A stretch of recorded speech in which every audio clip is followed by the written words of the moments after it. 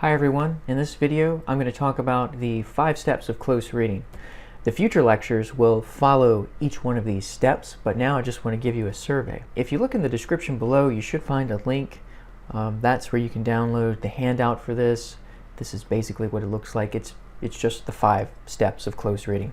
But I want to introduce what close reading is and why it's important.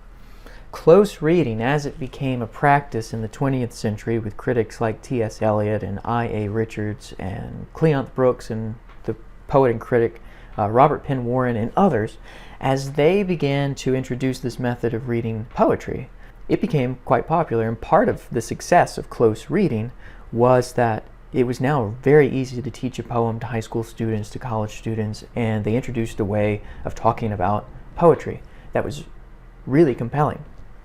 Prior to the new critics, or the formalists, you have critics like Samuel Johnson in the 18th century, Sir Philip Sidney, you have Giovanni Boccaccio, you have even Aristotle. All of these literary critics examined poetry not just by its parts or components, but also the way in which a poem is dynamic and an encounter and is reflexive in a way.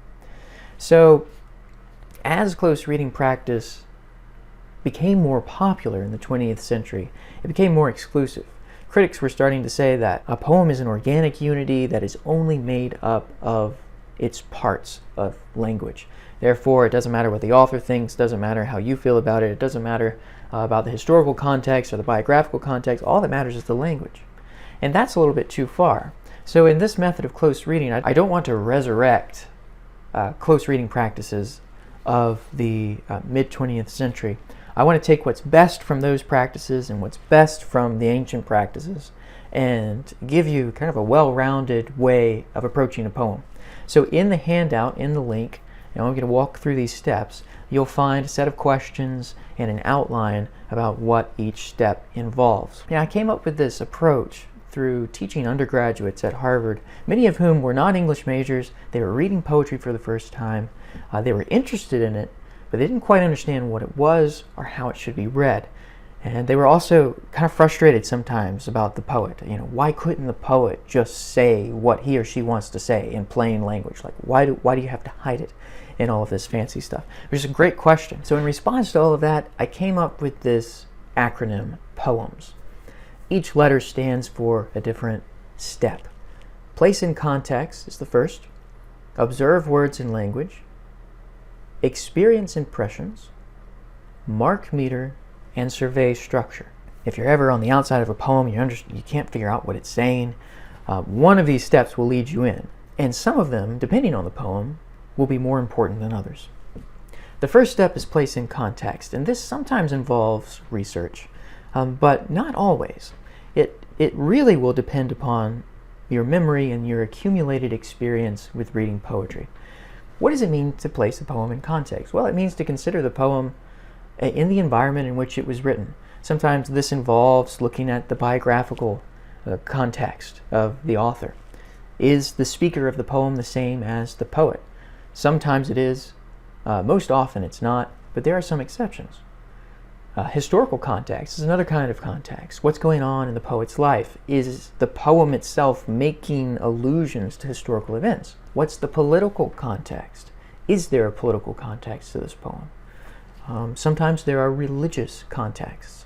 George Herbert's poetry, Henry Vaughan's poetry, John Donne's, even his love poetry, has religious context that you really need to understand to fully enjoy the poem. And most importantly, each poem has a literary context. How is the poem sitting within a tradition? If a Shakespeare sonnet seems very metaphysical, is the sonnet itself anticipating some of the metaphysical trends that John Donne and Andrew Marvell will bring? How does a poem react against a tradition?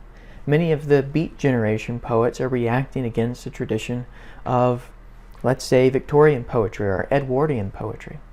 The Romantics, for instance, were reacting against a neoclassical tradition and furthering their own tradition based on natural imagery, among other things. And so having an idea of the literary context will help you understand what's significant about the poetry you're reading. Now the next step is observe words and language. Observing words and language, that's really what close reading is all about. And if I had my way, this would be the first step. But OPUMS does not really make a great acronym. So observing words falls under two headings.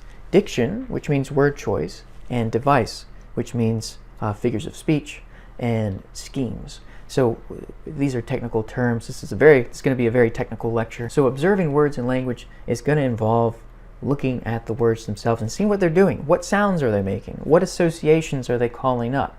What are their roots? Are they Latin origin? Are they Greek origin? Do they have many syllables?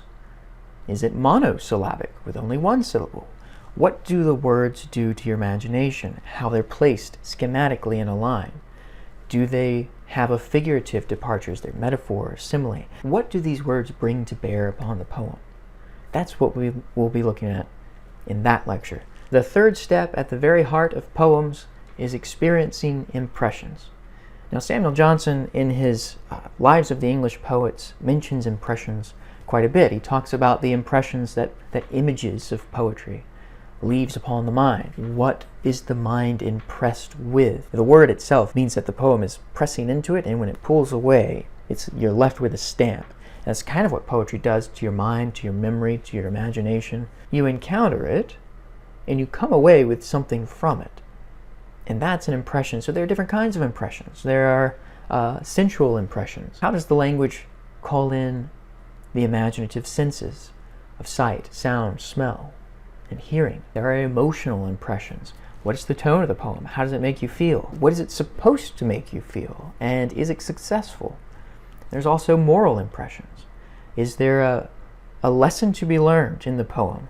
Does the poem repel us from vice or inspire us towards virtue? These sort of things are what make up experiencing an impression.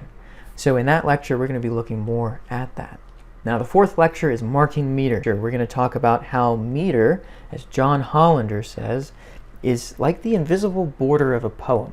You discover it. It's within the language, it's in the cadence and the rise and fall of stressed and unstressed syllables. We'll talk about how to identify meter and have some examples there as well. And in the handout, I have it all fitting on one sheet of metric feet and then of line lengths. So it's really the one sheet you need to be able to identify what meter is. Now we're not just going to talk about how to find the meter. We're also going to explore what that meter is doing. What's the purpose of it? How is it working within the poem? Not all meter is equal. We'll see when we come to that lecture how different poets use iambic pentameter to different effects. And then finally, in the fifth lecture, we're going to be looking at surveying structure, which involves form, for one. How does the form of a poem inform us as a reader? And so there are different kinds of structures. There's the visual structure, how the poem meets you on the page, where the lines end, and so forth. There's an audible structure with rhyme schemes and internal rhymes that are linking the senses together. There are also logical structures. Sometimes a poem will often turn upon itself. This is especially true for lyric poetry and for sonnets. There's always a turn, what's called a volta. And sometimes all forms of poetry will turn, will contradict, will speak to itself. And this all informs the logical structure of a poem. And we'll also talk a little bit about emotional structure. Some poems are meant to bring the reader from one state of emotion to another, so that the emotion that the poem gives you at the beginning of the poem is meant to be transformed in the process towards the end of the poem. So since structure is very closely associated with form, we'll also be talking about the different forms of poetry. But the main thing I want to impress upon you as you're embarking on this journey of reading poetry is that method is not to be substituted for an imaginative engagement. I mean, you can talk about iambic pentameter, you can understand all the terms, but if you're not imaginatively engaging with the literature, with the poetry itself, then that's not a full understanding. Finally, before we conclude, I just want to say one of the questions that gets asked about the humanities all the time is, so what? What is the point of learning how to interpret poetry? What is the point of experiencing poetry? What is the point of poetry in general? Why study it? It seems like a waste of time. Is there anything practical you can get from poetry, from studying this stuff? Walter Jackson Bate once said that to pick one's way through the large chaotic body of man's literature evaluating and getting anything out of it involves, first of all, the use of the same qualities of mind needed to extract any point or meaning from life itself. This indeed, as the Greeks saw it, is the great justification of the humanities. And so the skills of reading are really the skills of living. So there is something essentially humane about reading poetry and enjoying poetry. And that's what these lectures are going to be about. So thanks for joining me, and I will see you next time.